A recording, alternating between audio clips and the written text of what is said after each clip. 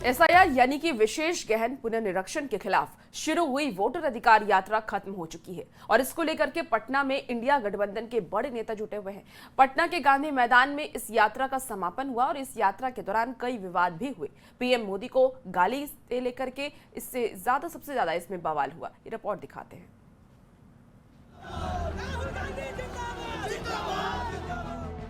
बिहार में 17 अगस्त से शुरू हुई राहुल गांधी और तेजस्वी यादव की वोटर अधिकार यात्रा सोमवार को खत्म हो गई। रोहतास से शुरू हुई यात्रा का समापन पटना में हुआ। पटना में राहुल गांधी, कांग्रेस अध्यक्ष मल्लिकार्जुन खड़गे, आरजेडी के तेजस्वी यादव, झारखंड के मुख्यमंत्री हेमंत सोरेन, लेफ्ट के नेता दीपांकर भट्टाचार्य और वीआईपी नेता मुकेश सहनी सहित महागठबंधन के तमाम नेता खुली गाड़ी में घूमे। करीब 1300 किलोमीटर की यात्रा पटना में शक्ति प्रदर्शन के साथ खत्म हुई। ये डबल इंजन की सरकार 6 महीने के बाद नहीं रहेगी। जिस वोटर यात्रा की भीड़ पर महागठबंधन के नेता इतरा रहे हैं, एनडीए के नेता उसे भाड़े की भीड़ बता रहे हैं। कई तरह के प्रलोभन देकर, उनको बरगलाकर, कई तरह के हथकंडे अपनाकर लोगों को जुटाया जा रहा है। बीजेपी के राष्ट्रीय मंत्री ऋतुराज सिन्हा ने तो वोटर अधिकार यात्रा को पूरी तरह फेल बता दिया। 100 बात की एक बात, वोटर अधिकार यात्रा पूरी तरह फेल हुई है। वहीं डिप्टी सीएम सम्राट चौधरी ने कहा कि जिस ढंग से राहुल की यात्रा में बिहार की धरती से पीएम की मां को गाली दी गई, इसका जवाब बिहार की जनता देगी। एक पूछना चाहता हूं कि आप लोगों ने जो गाली गलौज यात्रा शुरू किया, इस पर माफी मांगेंगे क्या? वोटर अधिकार यात्रा उत्तर बिहार के 6 जिलों से गुजरी। इस इलाके में ज्यादातर सीटें ऐसी हैं जहां कांग्रेस ने पिछले चुनाव में अपना उम्मीदवार उतारा था और एक बार फिर अपनी दावेदारी मजबूती से रख रही है। देखना होगा राहुल गांधी की यात्रा का नतीजों पर हो न हो सीट बंटवारे पर क्या असर होता है। पटना से संवाददाता आनंद अमृतराज, रवि एस नारायण और संजय कुमार के साथ bureau report, news 18।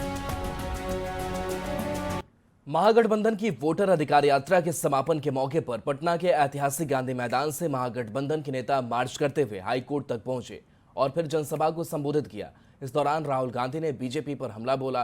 Rahul Gandhi ने एटम बम के बाद अब हाइड्रोजन बम फोड़ने की चेतावनी दी, जिस पर बीजेपी ने जोरदार पलटवार किया है।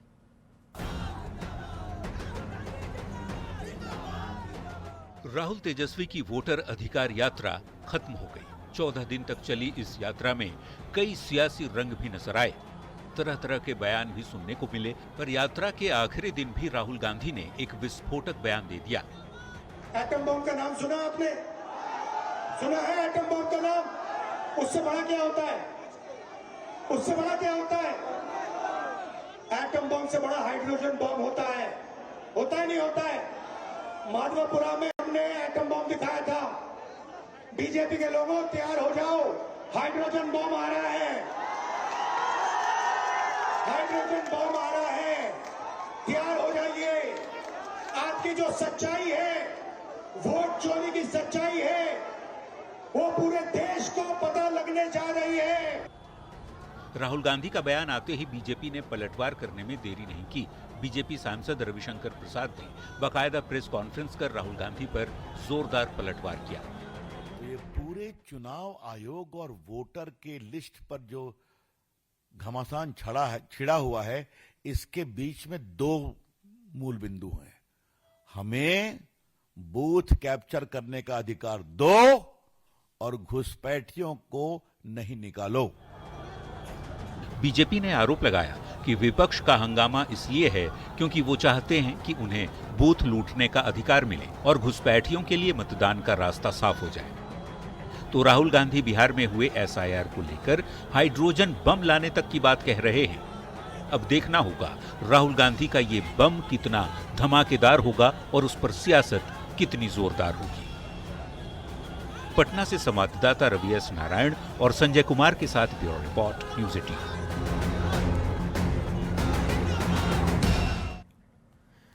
और देखिए, पटना में वोटर अधिकार यात्रा के समापन के दौरान राहुल गांधी ने बीजेपी को चेतावनी देते हुए कहा कि महादेवपुरा में वोट चोरी के रूप में एटम बम के बाद अब हाइड्रोजन बम की बारी है। इसे लेकर सियासत गर्मा गई है।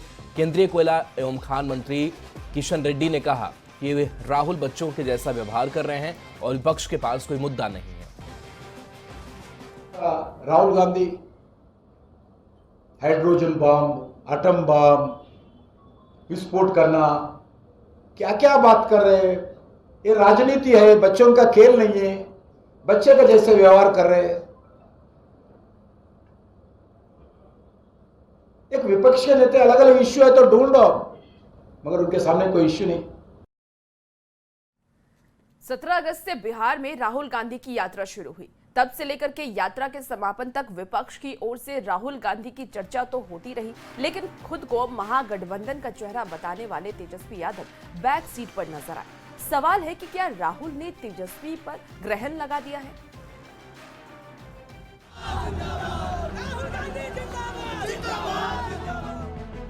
इस तस्वीर को देखिए। वोटर अधिकार यात्रा का आखिरी दिन पटना में महागठबंधन का शक्ति प्रदर्शन हो रहा है। गाड़ी के ऊपर सबसे आगे राहुल गांधी, उनके बगल में कांग्रेस अध्यक्ष मल्लिकार्जुन खड़गे। राहुल के पीछे झारखंड के मुख्यमंत्री हेमंत सोरेन और उनके पीछे दिख रहे हैं तेजस्वी यादव। 17 अगस्त को बिहार में राहुल गांधी की वोटर अधिकार यात्रा शुरू हुई। तब से लेकर यात्रा के समापन तक राहुल फ्रंट सीट पर और तेजस्वी यादव बैक सीट पर दिख रहे हैं। इन 15 दिनों में विपक्ष के नेता के तौर पर राहुल गांधी की तो खूब चर्चा हुई, लेकिन खुद को महागठबंधन का चेहरा बताने वाले तेजस्वी परछाई बनकर ही रह गए। यहाँ तक कि एक बार जब राहुल से पूछा गया कि बिहार में सीएम का चेहरा कौन होगा, तब तेजस्वी की मौजूदगी में भी वे साफ साफ बोलने से बचते रहे। तो एक दूसरे की मदद हो रही है तो मजा भी आ रहा है। आइडियोलॉजिकली हम अलाइंड हैं, पॉलिटिकली अलाइंड हैं, तो बहुत अच्छा रिजल्ट आएगा। विधानसभा चुनाव से पहले राहुल गांधी ने जिस तरह जमीन पर उतरकर अभियान चलाया, वैसे अब तक कांग्रेस की तरफ से होता नहीं दिखा था। कांग्रेस आगे और आरजेडी के नेता पीछे पीछे ही चलते दिखे। सवाल है कि क्या कांग्रेस को मजबूत करने की कोशिश में राहुल ने तेजस्वी पर ग्रहण लगा दिया? पटना से संवाददाता आनंद अम्बुजराज और संजय कुमार के साथ न्यूज़ 18। पटना में महागठबंधन की वोटर अधिकार यात्रा के समापन कार्यक्रम में फिर पूर्णिया सांसद पप्पू यादव को मंच पर जगह नहीं मिली। पप्पू यादव को मंच से दूर रखा गया, साथ ही मार्च के दौरान उन्हें गाड़ी से उतार दिया गया। ये रिपोर्ट दिखाते हैं।